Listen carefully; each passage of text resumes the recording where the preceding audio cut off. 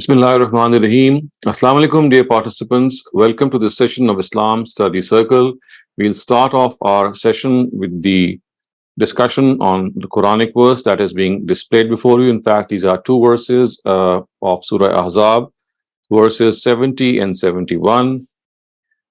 Bismillahirrahmanirrahim. Ya ayyuhallazina amanu attaqullaha wa qulu qawlan sadida yuslih lakum a'malakum wa yaghfir lakum zunubakum. Believers, fear God and speak the truth. As a result, He will set right for you the consequences of your deeds and forgive your sins. So this is a very basic advice from the Quran, something that we already know from our own nature. So the Quran tells us that as far as universal truths are concerned, as far as basic human values are concerned, the role of the Quran is more of a reminder. It's not that the Quran tells us for the first time what right and wrong are, or whether truthfulness or justice or sympathy or kindness are values which have to be adhered to. All these things are ingrained in human nature. And the Quran has made it clear that when the Almighty created mankind, He had set all these values and all these basic moralities within Him. And as such, His innate guidance or the ingrained guidance which is found in a human being, regardless of what religion he may follow later on, is equally found in all people of the world. So when we talk about truthfulness here in Surah Ahzab, we must remember at the same time that it's not that the Quran is telling us for the first time that we need to speak the truth or we need to speak in a straightforward way. This is something that we already know through our nature. What the Quran does on such occasions is that it reminds us, it makes us realize that this is something that we already know, and at times we are not sticking or adhering to these values that we have in our own selves. So here, precisely the same thing has been said, and it is said that believers fear God and speak the truth. As a result, He will set right for you the consequences of your deeds and forgive your sins. So if we speak the truth, I mean, of course, there is no guarantee that the truth is going to be rewarding for us, at least in our world, if we judge this according to our worldly barometers. Of course, there could be losses, there could be adverse circumstances being created because of speaking the truth, because, of course, speaking the truth itself is a trial. But the Quran has said one thing, that the Almighty will set right the consequences. So the words which are used are yuslih lakum a'malakum. God will set right the consequences of your deeds. So whatever is done, the result of that would be that it will be in our own favor. And the next very important thing which the Quran has said here is وَيَغْفِرْ لَكُمْ ذُنُوبَكُمْ, that the Almighty will forgive us sins for speaking the truth. So to speak the truth is something that is also going to be a guarantor as far as forgiveness of other sins are concerned. So basically, this is the reward that we are going to get. Obviously, this reward is also be something that we will acquire in the hereafter. But in this world, the two things which are mentioned here are that the Almighty will set right the consequences of our deeds. Whatever deeds we do as a result of speaking the truth, they might not fare well on first sight. But ultimately, finally, as regards the consequences, it will be absolutely in our own favor. And even more than that, we know what the Almighty has said, that He will forgive our sins for speaking the truth. So, of course, speaking the truth is a challenge in many cases, but the Almighty has said that this is the challenge that we have to take up. We must rise to the occasion. We must understand that as far as truth is concerned, it is basically God's representative on earth. So if there is truth on one side of the balance, or it tilts the scale of a balance, and on the other side we have to understand that whatever is against it has to be forsaken. And truth is something that has to be not only spoken but abided by. And at the same time, we must also support people who speak the truth. And more than that, if we are to make ourselves habitual in speaking the truth, the best way is to become a seeker of the truth. So if we become seekers of the truth, if we have that quest for the truth, if we have that curiosity in us to find what the truth in us, this creates that importance in us regarding this value, this all-important supreme value. And all of us know this very well, that speaking the truth makes us, it puts us in a position that we are, at times we become enviable to other people, because this is the right way to go on. And when we speak the truth, we actually also at the same time become an example for people around us, particularly the younger generation, maybe our own children. And when we suffer as a result of speaking the truth, even then, at that time, we make or we create this example, we inspire people that speaking the truth might bring upon us adverse circumstances, but for the sake of the truth, we have to do what is right. And at the same time, at times we know that speaking the truth puts off our very near relatives against us. For example, our very close people, like our parents, maybe our spouses or our children.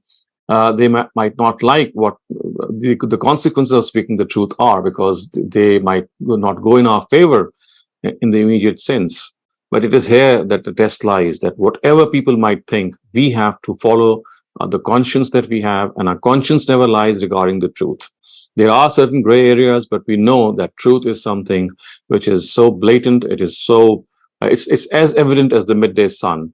And in that case, whenever we have the choice to make between truth and falsehood, it has to be the choice that we must make, and that choice is to be a truthful person. And in order to be a truthful person, and in order to be a person who disregards anything when it comes his way against speaking the truth, then he is a person who has to have a very strong relationship with God. Because you see, in order to bear those consequences, in order to bear those hardships which result because of speaking the truth, we have to have that relationship with the Almighty, which inspires us, which eggs us on, and which tells us that all this is something which is going to be supremely rewarding in the hereafter. In this world, we might suffer. In this world, we might have to undergo various problems and situations that we might not like. But ultimately, this is something which will augur well for us. And as the Qur'an has itself said, يَغْفِرْ لَكُمْ ذُنُوبَكُمْ, the Almighty would forgive our sins as a result of speaking the truth. Viewers, now let us move on to the next part of our study circle. This is the Hadith that we would study, or we study in our sessions. And this particular narrative that we are going to study today is from the Al-Jami' al-Sahih of Imam Muslim. So the words are, and in Nu'man ibn Bashir, قال رسول الله صلى الله عليه وسلم المسلمون كرجل واحد إن اشتكى عينه اشتكى كله وإن اشتكى رأسه اشتكى كله. Nu'man ibn Bashir, radhiyallahu anhu, is a very famous companion. He stated that God's messenger sallallahu alaihi wasallam said, Muslims are like one body of a person. If the eye aches, the whole body aches. And if the head aches, the whole body aches. This is a beautiful example, a beautiful representation of the fact that as people that live on the globe, as Muslims who inhabit the globe, we are a single unit. And if there is a problem anywhere in the world amongst Muslims, it's not just that those Muslims suffer. It is all of us that must feel that pain. We must feel that suffering. Just as when the eye suffers, it's not the eye itself which pains. The whole body feels that pain. Similarly, when there is a headache, it's not just that part of the head which feels that headache. It's the whole body which feels that headache. So just as a body, whenever the limbs of the body are in a spot of bother, the whole body feels that pain, that suffering. In a very similar way, we Muslims must feel the pain of other people, wherever they are, wherever they inhabit. They might be in a place that we might even not know of. We might just have heard of that place, or maybe not even heard of that place. We might just have knowledge of the place that this and this thing has happened. So this is our duty. In fact, this is something that should go with our feelings, that we should get hurt if something happens to people or Muslims who are living far away. And this can only be done, dear viewers, when we have that thinking that we are a global unity. We as a global unity, as a global polity, we are a single unit. And whenever there is a bother somewhere in this world, anywhere where Muslims are living, it has to be felt by all of us. And the result of that feeling, of course, is that we have to try to do what we can to do any remedy to what the situation is. At times we are not in a position to do anything, For example, if there is an earthquake in a far-off land, or maybe there are floods, or maybe some other human calamity strikes, in all such situations, we might not be in a position to offer direct help. But wherever we can, we should be the first responders, wherever it is possible, wherever we can go, wherever our representatives can go, wherever people maybe who have organizations who could reach to far off areas where calamity has struck. If we are not able to go ourselves, we can sponsor people who can go there. We can sponsor organizations who can go and look after people. And this is something which has to be felt from the depth of our heart. We have to understand that at times we physically cannot help other people who live far away, but we can always support their cause. We can raise a voice in their favor. And remember that raising a voice in the court of God is something that we can always do, to put up our hands in his court of justice and to pray for their betterment, and to pray for what we cannot do, but God can do. This is something that we can always do. So not only we should be radical in this area, we should be proactive. We should try to do what we can personally, or maybe by through other means and other organizations. Today in this world, when boundaries have become meaningless, it is very easy to reach out to people who are far away. So through sending money, maybe through sending support, through sending some things that might be needed. It could be clothes, it could be medicines, it could be various things which are needed. We can all have our share in this. And last but not the least, we can always talk to the Almighty. We can always beseech him to show mercy to people who are calamity stricken.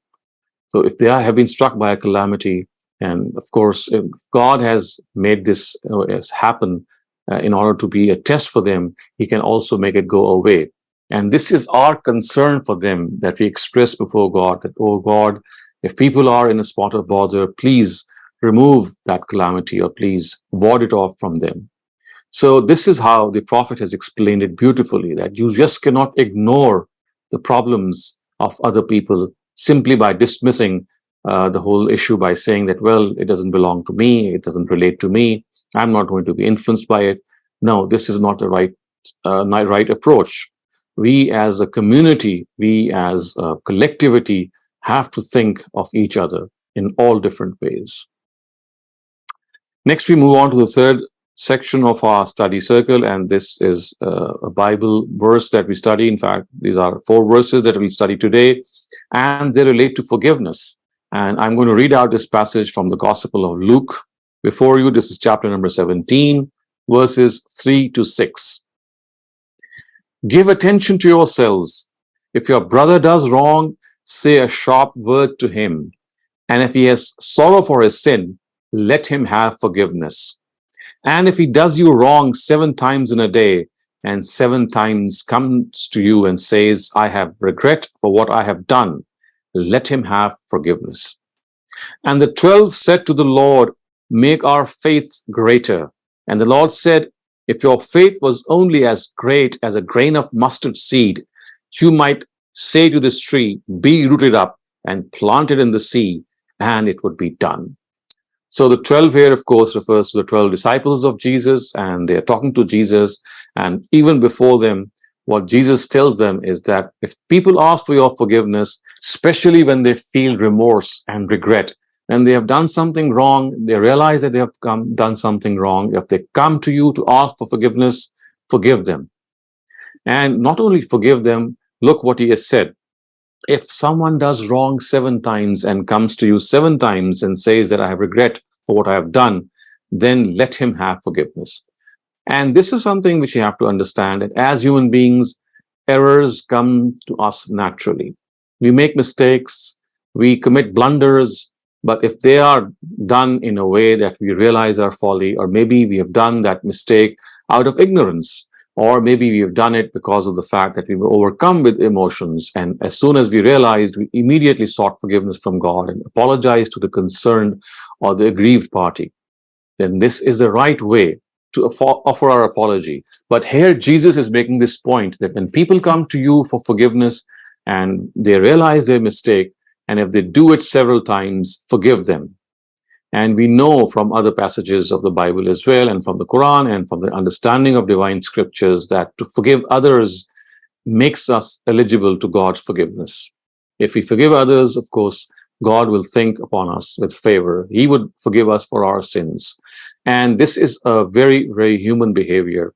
It's a very natural human behavior. Yes, there are instances when you just cannot forgive people for the harm they have done, especially when they have no regret, when they have no remorse. So these are exceptions. It's not essential to forgive people all the time, because some people need non-forgiveness or to be unforgiving in order to make them realize. But a very vast majority of people, whenever they commit a mistake or do some wrong, and they realize this and they offer their apologies, then out of our own compassion, we need to forgive such people. And such is the nature of this power of forgiveness, that look what Jesus has said. If you want to have, you have to enhance your faith or to increase your faith. And the Lord said, if your faith was only as great as a grain of sand, if it is a tiny grain of sand, and if you plant, you might say to this tree, be rooted up and planted in the sea, and it would be done. Which actually is a metaphorical explanation. It's an exaggeration. It's a hyperbole, which means that if you do something which is virtually impossible, or we are asked to do something virtually impossible, this is something that you can do, because the power of forgiveness is such that it can change the hearts of people. It can conquer minds. It can literally do things which are absolutely impossible. It can work miracles. So this has been explained in a beautiful way by Jesus, that if your faith was only as great as a grain of mustard seed, you might say to this tree, be rooted up and planted in the sea. Of course, referring to the fact that if you have a strong faith and you have the intention to do what you think is right, then at times things which are impossible, for how can you plant a tree in the sea? It's not virtually possible, but the thing which makes it possible is that determination, that intent, and that sincerity which has behind it. And when these factors are there, then virtually at times you might do your small bit as best as you can, but the rest of it, or the rest of the gap which remains, is added by the Almighty, and through divine help we are able to accomplish something about which there was no chance of accomplishing it. So we become worthy of God's help. So we do our part, and the gap is filled by God as a result. And we are able to accomplish something which is profoundly superhuman. And Jesus, in his own style, has often instructed his disciples in this beautiful way. So if you go through the Gospels, you'll find Jesus speaking to them in parables and similes, in such hyperbolic statements, which really induce us, which inspire us, which motivate us. And as such, they have a tremendous potential in making us individuals who really follow the truth and who practice these basic human values. So viewers, now we go to the fourth section, which is a moderated section. We have a discussion on a topic, and the topic today that we're going to discuss is overcoming arrogance. So arrogance, of course, is something which is the opposite of humility. So, people might not be arrogant all the time. People might not be arrogant, so to speak, in the way that they are arrogant all the time. But arrogance at times does overtake us. We are overcome by arrogance sometimes. So in order to always realize that this is an extremely unbecoming attitude, we just cannot act superior, because when we act arrogantly, we behave as if we are superior to other people. And this superiority creates that arrogance in us that has to be accounted for, that must be done away with at all cost. So over to you, Mariam. Please moderate this session, and let's see how we can share our knowledge and how we can come together to give each other various tips to overcome this menace of arrogance. Thank you very much, Dr. Saleem. So my 2 cents here is that, well, first of all, my line of work is a lot of failures before you succeed in doing anything. And sometimes you keep on failing and you have to change your path. So with research, it just keeps you in this humble attitude, because you're going to have a lot of failures. But then there are certain lines of work where I feel that it's easier to succeed in, or some people are extremely talented and they seem to get everything working right for them. But it's not possible for a human to be perfect 100% of the time in everything that they do. So here my tip would be to try exploring different either hobbies or other fields and seeing, once you start off with something new and you're like, hey, maybe I'm not doing very well here, it still keeps you humble and it keeps you in like a very broad perspective of different fields. So you gain more appreciation for other people too. And that in turn would help keep you not feeling that you're better than others. Right. So expressing our appreciation for other people, in short, is something that is like an acknowledgement of the truth, and it also makes us realize that people have various abilities, various potentials, and they have to be lauded and commended for that. And which also accounts for the fact that we would not always be thinking of our own skill sets and our own qualities. We would be appreciating other people. So yes, I think it's a very useful tip that if we start appreciating other people, if we start acknowledging their abilities and qualities, and this comes to my mind, especially people who might be junior to us.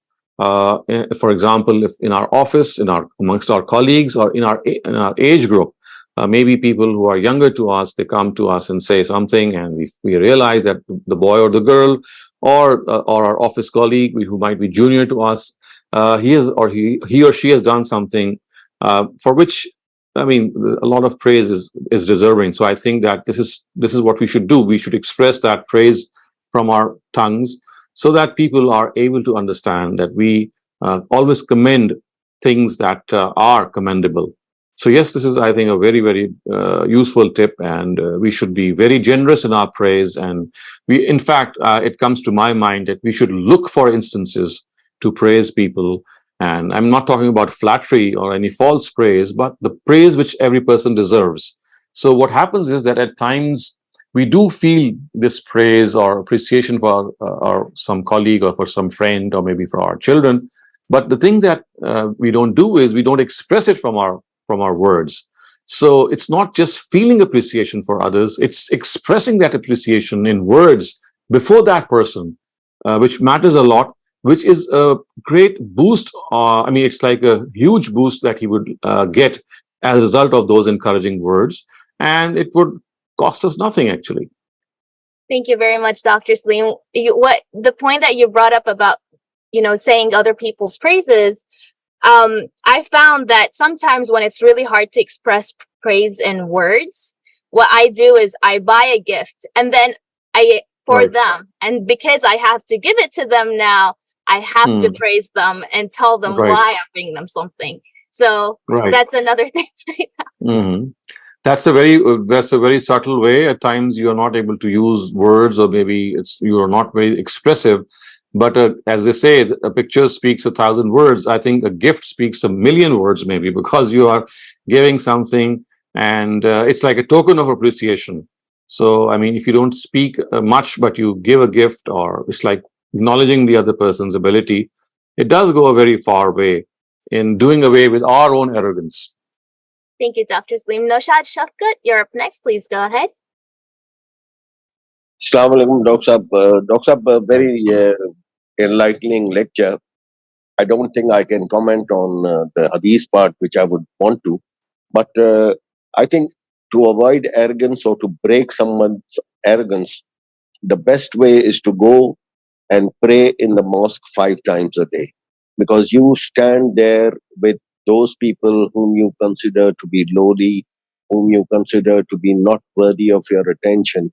And suddenly when you stand for the namaz and that gentleman comes and stands beside you, I think that will slightly erase, if not dent, your pride. And you will know, in the words of Allama Iqbal, whatever he said, sir. So that I suggest would be a good method. And it is not just a token that Maryam gives when she gives a gift.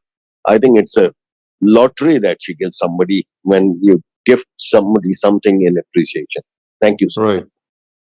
Thank you very much, Noshad Sahab. Yes, this is a very important point, that standing with each other, standing in line, standing in the same state and situation, shoulder to shoulder with someone, and people who might come across you as different, is again something which really brings you down to earth. And to become unassuming, we have to find all these things. And I dare say, in a country like Pakistan, opportunities to pray in the mosque are virtually non-existent for women. I mean, men have this opportunity to go and offer prayers, and as a result, they are lucky enough to use this suggestion. But this is one thing in which we need to provide equal opportunities to women as well. Our mosques are generally closed for women. It's only maybe at Eid time for Eid prayers, and very exceptionally some mosques do open for Friday prayers for women. But in our subcontinent, the norm is that women generally pray at home, and thus deprive themselves of not only of the spiritual environment that they can gain from the mosque, but also from this beautiful suggestion that you have given. Thank you. We have a tip in the chat that says that the way the participant likes to stay humble is that they love every human by thinking that they are innocent in one aspect or another. And when you're filled with love for everyone, you can hardly become arrogant. Right. That is also nice. Another thing that comes to my mind is that if we are able to take the initiative in paying our salutations, our Muslim way of salutation is to say Assalamu alaikum. So if we take the lead in saying Assalamu alaikum, so what happens is that we wait for the other person to begin those salutations. And this is a kind of a catchy situation in which we think, well, that we deserve that salam first. In fact, to do away with this, I think we need to take the initiative, maybe to stick out our hand for a handshake or to say Assalamu alaikum first. And regardless of who the person is, it could be an attendant of yours, it could be someone who serves you in your domestic staff, it could be your children, it could be any person who is junior to you in your own office or in your own workplace. In all such situations, I think one thing that really helps is to take the initiative in paying these salutations. And it also makes you realize that, well, as a person, you are one who has to take this lead. So I find this to be a very, very good antidote to arrogance as well. Thank you, Dr. Saleem. Fabia Ahsan, you're up next. Please go ahead. जी उस्ताद मेरी तरफ से दो चीज़ें हैं जो मेरे जहन में आती हैं, इस हवाले से मददगार साबित होती हैं, मैंने खुद पे भी अप्लाई की हैं। एक तो ये कि हम अपने दायरे में चूँकि महदूद होते हैं और हो सकता है हम कोई काम सरअंजाम दे रहे हों, तो हम खुद पसंद मुतकब्बिर होना शुरू हो जाते हैं। जितनी डाइवर्स ओपिनियंस और जितने मुख्तलिफ अहले इल्म और लोगों से हम खुद को रोशनास कराएंगे, उससे हमें वुसअत नज़री पैदा होती है कि अच्छा नहीं, बाकी लोग भी काम कर रहे हैं, सिर्फ एक मैं ही नहीं हूँ। तो इससे भी कम होता है तकब्बुर। दूसरी जो चीज़ है वो ये कि बजाय हम सारी नॉलेज हासिल कर लेते हैं इधर-उधर से, कुरान से, दूसरे सोर्सेज से कि तकब्बुर नहीं करना चाहिए, लेकिन ऐन मौके पे हम खुद को कंट्रोल नहीं कर पाते। इसकी वजह हमारे जो सबकॉन्शियस है वो उसका गलबा है, यानी हमारा जो नफ्सियाती वजूद है वो इस कदर ताकतवर होता है कि वो हम पे गलबा पा लेता है ऐन मौके पे, और खुद ब खुद ही चीज़ें हमसे हो जाती हैं।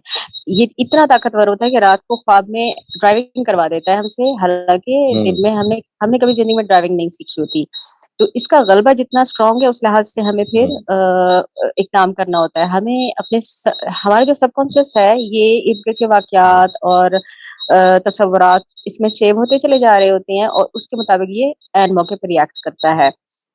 हमें क्या करना होता है, अपने सबकॉन्शियस को बात करनी होती है। लगता तो यूँ है शुरू में कि जैसे ये हमारी बात नहीं सुन रहा, लेकिन with the passage of time ये हमारी बात को रिस्पॉन्ड करता है। अगर हम इससे बात करें कि ये इस तरह रिस्पॉन्ड नहीं करेगा, तो आहिस्ता-आहिस्ता तब्दीली आना शुरू हो जाती है, फिर भी गलती का इम्कान है।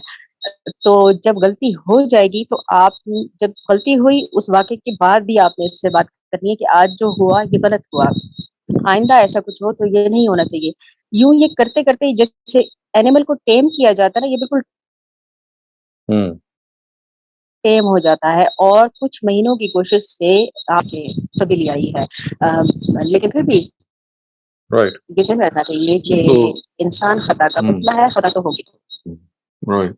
So I think ये the two important points that मददगार you have made साबित are very होगा। useful. यही है मेरी तरफ से बस। Right. So I can what I've understood, I can summarize that the first thing that is important is that we must not think that we are the final word in any subject or topic, because when we act in a way that when we give an opinion as if our word is the final word and there's no one else who can counter that, or we have the ultimate knowledge, then this is something which is absolutely against humility. It makes us more arrogant. So we have to check ourselves continuously at however much we might become knowledgeable, there is still a person who is more knowledgeable than us. And the second important thing that you have also rightly suggested is this behavior that we call in psychology as auto-suggestion. So auto-suggestive behavior is a very, very, I would say, beneficial way to achieve our target. For example, if we have to talk to ourselves, talk to our subconscious self that we have to overcome this handicap. I call this a handicap. So to be an arrogant person or to show arrogance is in fact a weakness. It's a handicap that we suffer from. So as you have said that we must adopt this self-suggestive or this auto-suggestive behavior in which we talk to ourselves, in which we imagine ourselves to be a person in front of us, and we are constantly talking to that person, that we have to give up this habit. So it does have has its effects, because when you talk to your own self, it is like an imperceptible shadow that comes over you. It's like an imperceptible thought that envelops you, and when the time comes, you recall whatever you talk to your own self. So this auto-suggestive behavior is very helpful, because when you suggest to yourselves that I will not do this thing whenever the situation arises, and when you are in that situation, you recall that you had made this commitment to yourself, and it does give you that 1 second of opportunity to just back away or to adopt a different path, and it does not become your compulsive or impulsive reaction. So I think that's also a very good suggestion. In fact, both suggestions are good. That expression of knowledge has to be humble in all respects, and suggesting to your own selves that this is something that you have to always take control of. It's not just, confined to arrogance and humility. I think this auto-suggestive behavior, which psychologists have given us as a tool, as a weapon, is something that we can use for other traits, in creating other traits in us, and in getting rid of us from traits that we might not be proud of. So thank you for that, Fabia. That's a very nice suggestion that you've given, both of them. Thank you, Dr. Saleem. Before we move on, I'd like to request all the participants to ensure that their speakerphone is off, because that creates some background noise and that could make the participant hard to hear. And we have another tip in the chat that says, the participant says they think one should try to seek candid feedback from others on their behaviors, because sometimes the arrogance is so subtle that you may not even realize that you're showing signs of arrogance. Right. Absolutely. So this is also something that we can do, that because of the fact that one does not realize at times that he or she is guilty of arrogance, and it just goes unchecked. So it's very useful, in fact, that you create that confidence. You see, in order to have that feedback, one thing is a prerequisite, and that is you give the other person who is near you that confidence that if he or she would present an opinion about you, you would not react or you would not feel bad. So this is absolutely something very fabulous that we should do. But in order to have it done, we have to realize that we must inspire confidence in people around us, so that they can really have this courage to come up to us and say what they would like to say. The participant, who's Adil, he also mentioned that some telltale signs to notice is to notice how you react when someone disagrees with you or challenges you, or corrects you or counters you. So then, that should prompt you to go and ask them about your behavior. Absolutely. This is also something which is a psychological, I would say, suggestion. It's a psychological way out in which you use these telltale signs and you're able to ask that person. So yes, this is something also very, very useful. Shabana Ansari, you're up next. Please go ahead. Assalamu alaikum. Wa alaikum assalam. मैं ये समझती हूँ कि इस topic के हवाले से कि जैसे मैं खुद एक हाउस वाइफ हूँ, तो जो घर में हमारे सर्वेंट्स होते हैं या हमारी मेड्स होती हैं, अगर हम उनको थैंक यू कहना और उनको सॉरी कहना, अगर मौका ब मौका हम अगर हमसे कोई गलती हो जाती है या हम उनके साथ रूडली कभी पेश आ जाते हैं, तो ये हम अगर कहें तो इससे काफी फर्क पड़ता है, क्योंकि आमतौर पे हम समझते हैं कि बस हम इन्हें पे कर रहे हैं, हमें क्या जरूरत है कि हम इनको थैंक यू करें। तो हालांकि अगर हम करें तो बड़ा इससे फर्क पड़ता है। जाहिर है कि खुद भी इंसान को हम्बल महसूस होता है कि हम जो है वो हम्बल है, और मतलब ये कि खुशी भी महसूस होती है, और वो भी बहुत खुश होते हैं, क्योंकि आमतौर पे उन लोगों के साथ ही लोग ये सलूक नहीं करते हैं और सॉरी भी नहीं कहते अगर कोई गलती हो जाती है हमसे, तो हम समझते हैं क्योंकि हम नहीं समझ रहे होते कि हम एरोगेंस हमारे अंदर है।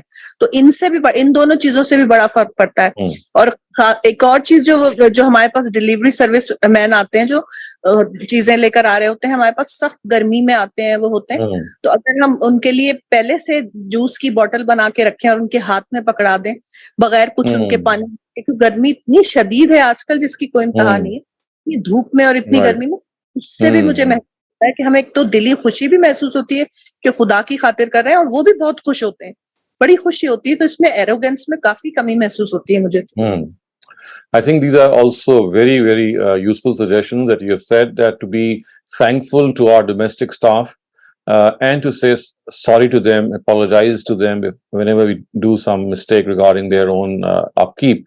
And this is also something that makes us realize that as human beings, when we make errors, then we have to apologize, and that apology is equally needed, whether the person is your equal or whether he's your superior or whether he's someone or she's someone who belongs to your domestic staff.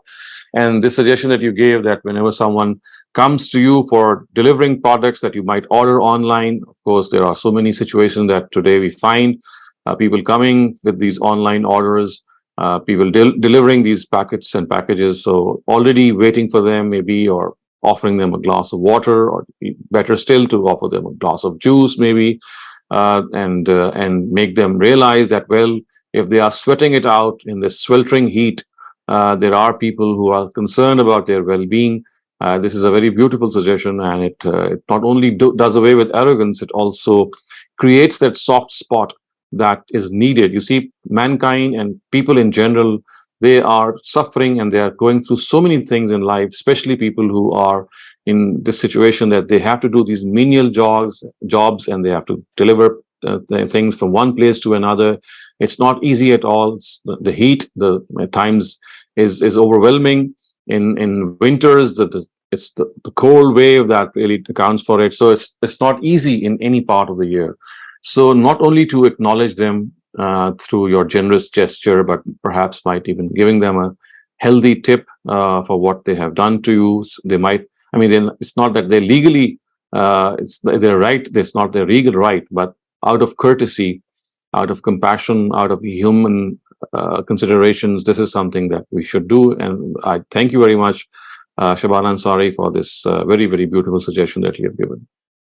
Thank you. Naushad Shafkat, please go ahead. Yes, again, before interrupting again, but the suggestion that you gave about being first with your salutation, I think even if it is the other way around and someone who's not arrogant presents his salutations before the other one even knows about it, it breaks down the arrogance of that person. Maybe not once, but you can do it several times.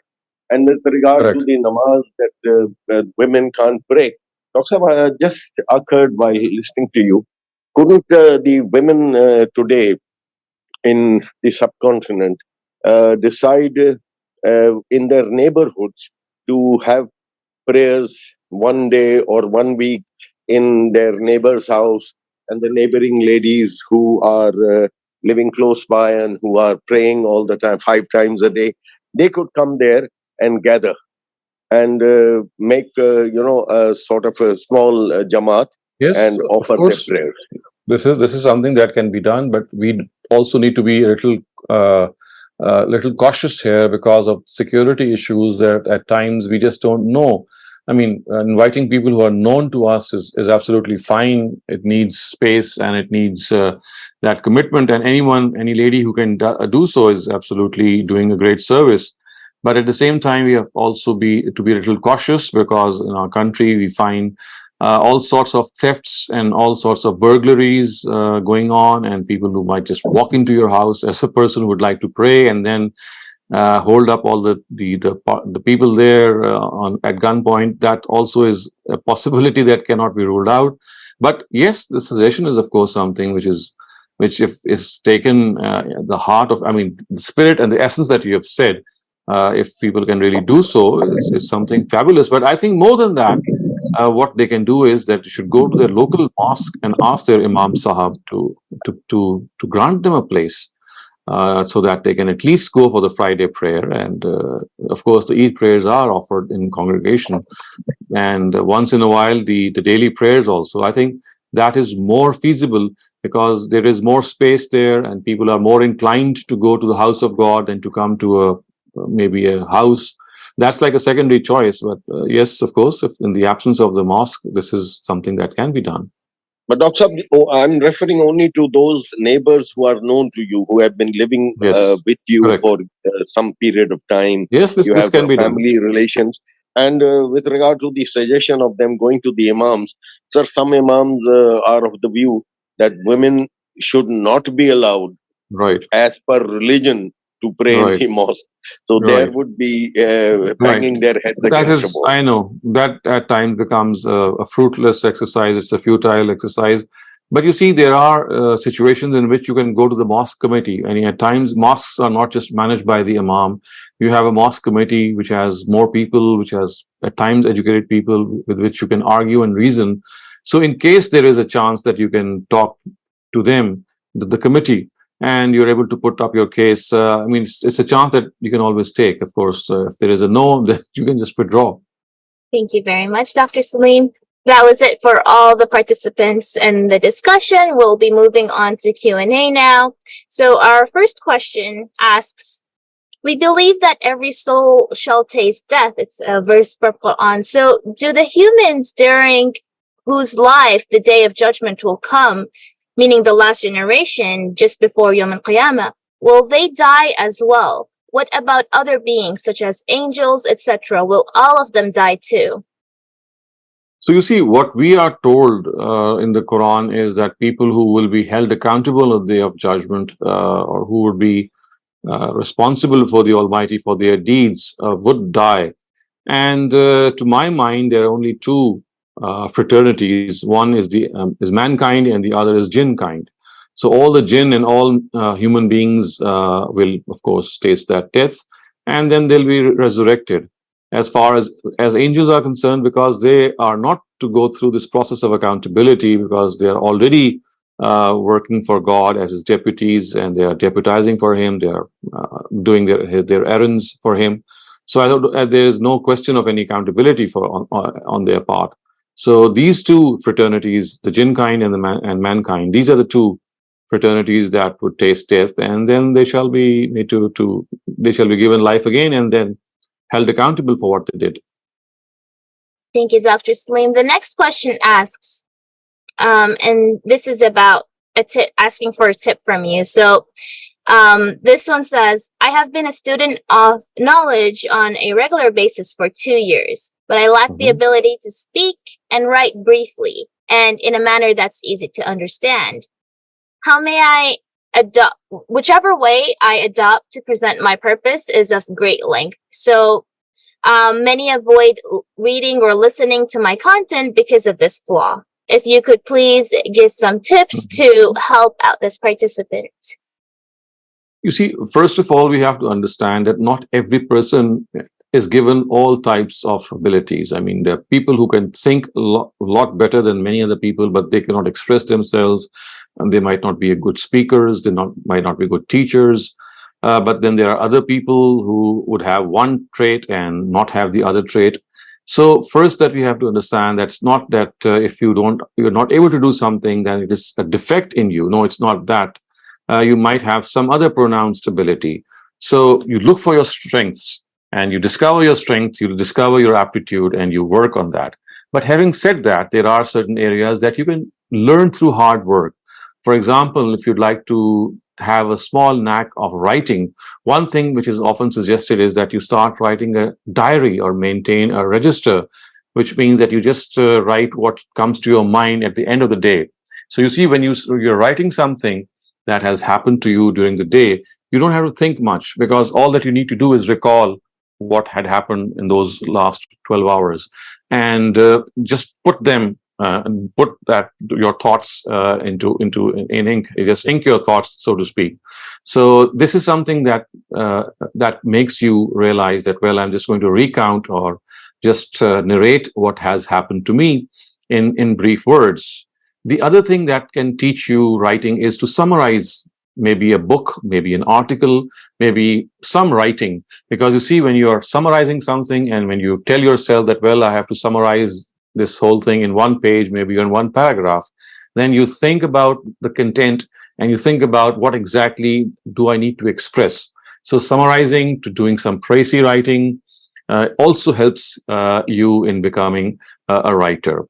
As far as speaking is concerned, that too can be learned to a slight extent. I mean, people are born speakers, but other than that, to become a speaker who is, you have a working relationship, you have a working knowledge as far as speaking is concerned, that too can be done, and that can be done by practicing some lines in front of the mirror, maybe by maybe taking into confidence a friend and talking to him or her, and just preparing something by learning it by heart. At times, you need to learn something by heart and just express it before someone, or maybe have it recorded on your phone or on your laptop and then hear it back. And in this way, if there is a fear of, remember, the people have fear of crowds, they have fear of speaking in public, that is also overcome, because now you're practicing in front of your phone or maybe your computer or maybe in front of your mirror, and you're not being, you don't need to be extempore, or you think on the spot. So at times you can read out a written piece because it's like a practice that you're doing. At times you can just learn it by heart and just record what you're saying. And slowly, as you are able to deliver, the time will come that you'll not be needing to learn things by heart. What will happen is that slowly you'll just read something, make a mental note, and then just describe whatever comes to your mind in your own words. But if you start off by narrating things verbatim, word for word, by learning from heart. So these are some tips that can be useful to you, especially for people who are not born speakers, who are not born writers, that they can, to some extent, inculcate in themselves this prowess of writing and speaking.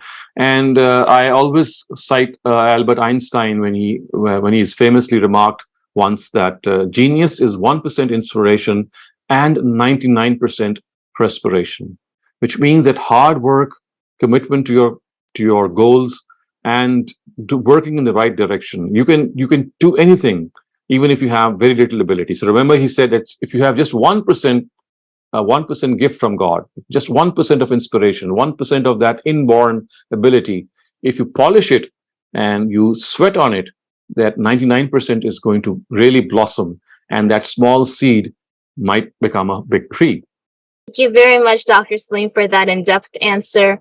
We have another question in chat that asks about prayers. So which part are compulsory in Arabic, and how do we know that? Because you've mentioned previously that there are certain parts that should be in Arabic, but you've also mentioned that, for example, in sajda, you could recite in whatever language you'd like to ask God for anything.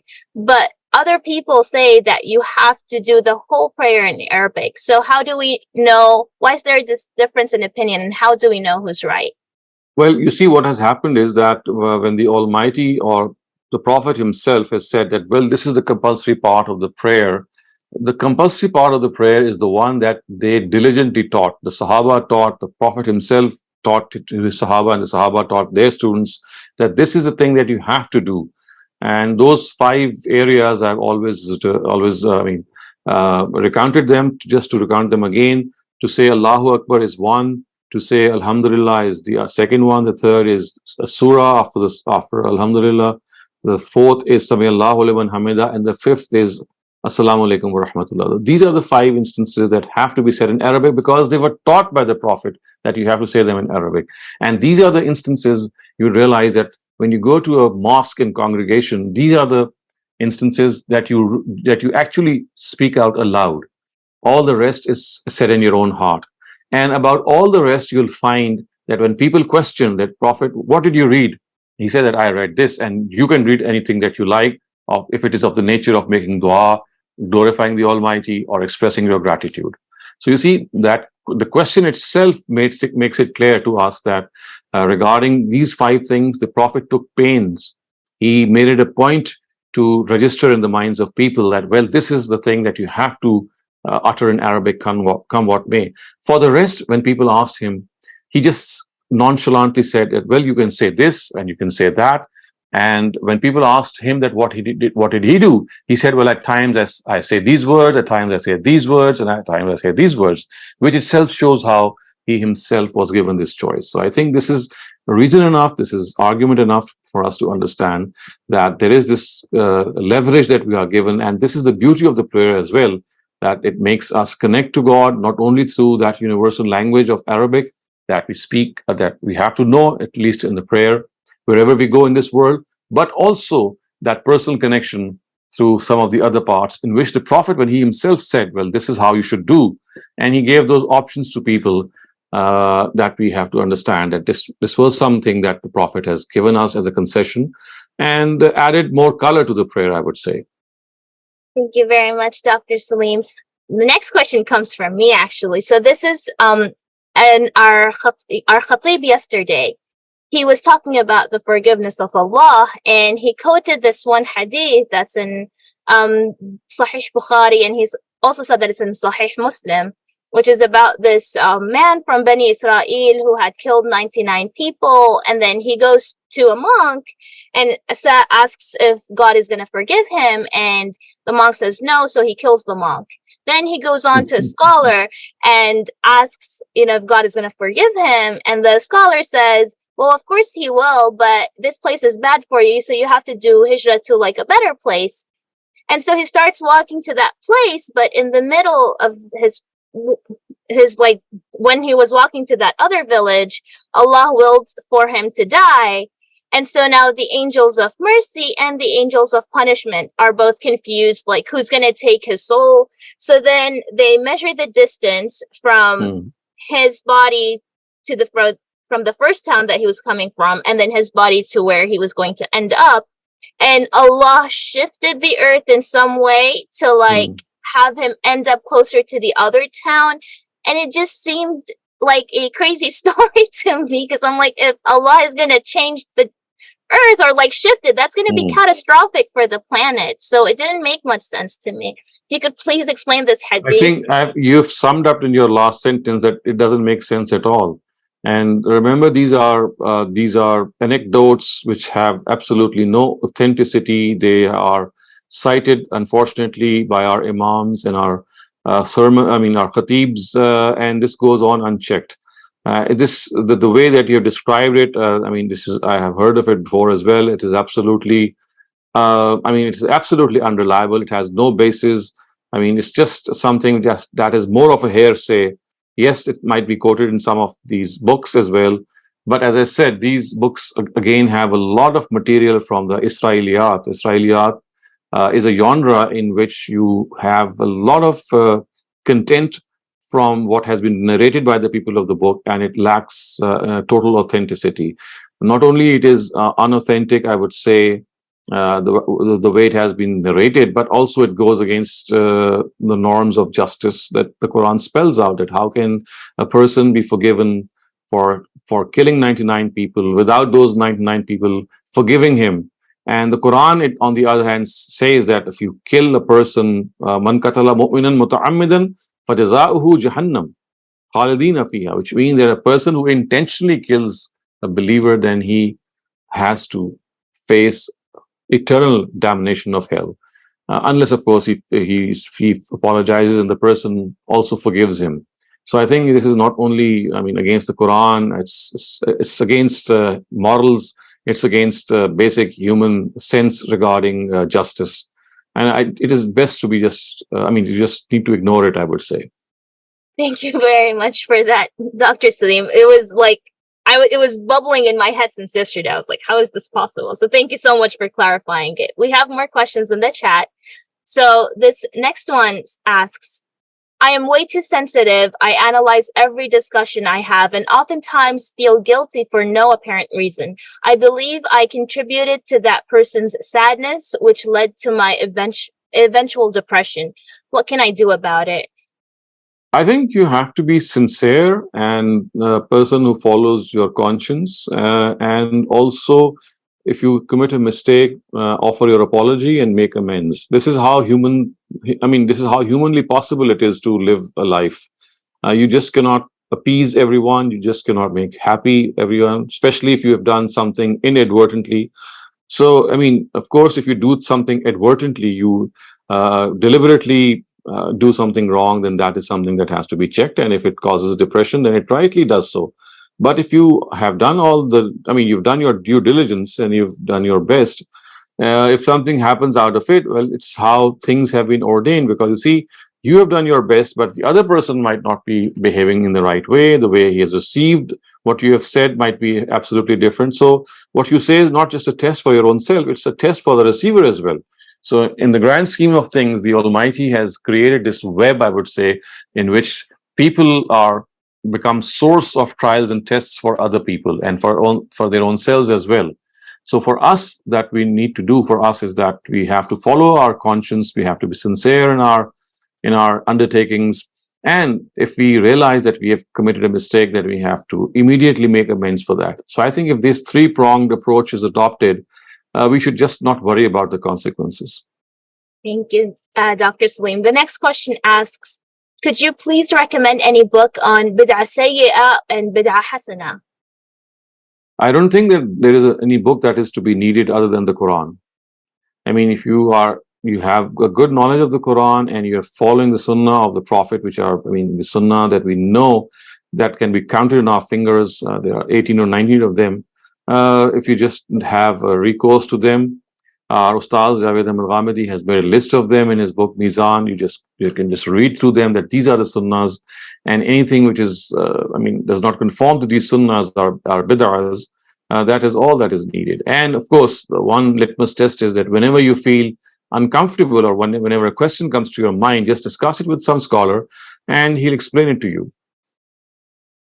Thank you, Dr. Saleem. The next question asks, people often bend a little while greeting each other out of respect. Is that okay, or is it prohibited and we're only allowed to bend in front of God? It's perfectly fine. So when you're bending or you're offering courtesy to someone, that is just a show of respect. You're not acknowledging that person to be God or someone superior to you. It's just a way to show respect for the other person. And I think it's perfectly okay. Thank you very much, Dr. Saleem. Adila, please go ahead. I have a comment regarding arrogance. I was just thinking as parents, when we're raising kids, हम शुरू से ही उनको इस तरह से ना raise करें that they turn out to be arrogant. उनको humility, humble होना सिखाएं. And when we admire our kids or appreciate something in them, it could be anything, in our brothers or sisters or anyone, our husbands, wives, we shouldn't overdo it, go overboard. We should always adopt a middle path so that they don't go thinking that, oh my God, we are so amazing and such thing. So a person can also, as a mother, as a father, can also go a long way in teaching them how to be humble. Right. So that goes without saying that as parents, we have to pay attention to the upbringing of children. It's not just the case with humility. I mean, there are a host of other basic human values that as parents we need to instill in our children, and the best thing would be to lead by example, by exhibiting, by displaying these qualities before them. When they see their own parents around them displaying them, I mean, this is the best inspiration that you can give to them. Yes, these are some of the tips that can be done, but as I said, it's very important that when you are raising children or when you're planning for your children, you must think that, well, to make them good human beings is a responsibility that that is sometimes overlooked. And it is only when those bad habits become very, very strong in our children that we realize that what has happened. So it has to be a very, very well planned activity. I mean, you rear children, you plan for children, that is fine. But remember that as parents, we are responsible for their moral upkeep, for their education, and giving them proper time, giving them attention, and above all, behaving in a way that we can become an example for them. Thank you very much for that, Dr. Saleem. That was it for all the questions. So inshallah, see you again tomorrow in another session of textual studies of the Qur'an. And take care. Assalamu Okay, alaikum. inshallah. Wa alaikum assalam.